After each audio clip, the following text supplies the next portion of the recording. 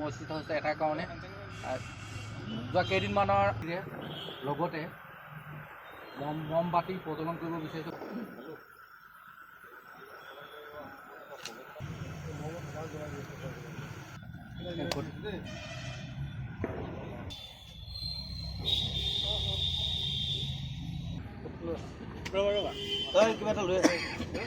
সৰ্বপ্ৰথমে আজি ৰাষ্ট্ৰীয় প্ৰেছ দিৱসত আমি সমূহ সাংবাদিক বন্ধুলৈ আমাৰ শুভেচ্ছা জ্ঞাপন কৰিছোঁ।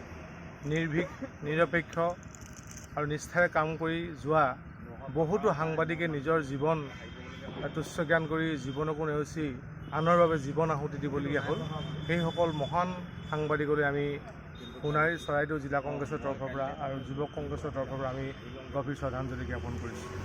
আজিৰ এই দিনটোতে আমি তিনিচুকীয়াৰ পৰাগ কুমাৰ ভূঞা ডাঙৰীয়াৰ মৃত্যুত গভীৰ শ্ৰদ্ধাঞ্জলি জ্ঞাপন কৰিছোঁ আৰু তেওঁৰ মৃত্যুটো আমি আজি আপোনালোকৰ যোগেদি মুখ্যমন্ত্ৰী মহোদয়ক এক উচিত তদন্তৰে পৰিয়ালটোক এক শান্তিৰ বাৰ্তা দিবলৈ অসমখনক সাংবাদিকসকলক এক পৰিৱেশৰ এই অসমত সুস্থিৰ এটা পৰিৱেশ যে আছে, আমি সৰ্বানন্দ সোণোৱাল ডাঙৰীয়াক এনে এক পৰিৱেশ যাতে সৃষ্টি পুনৰ নহয় তাৰ কাৰণে এক উচিত তদন্তৰে দোষীক শাস্তি দিবৰ কাৰণেও আমি, যদি কোনোবা দোষী আছে তেখেতসকলক শাস্তি দিবৰ কাৰণেও আমি অনুৰোধ জনাইছোঁ।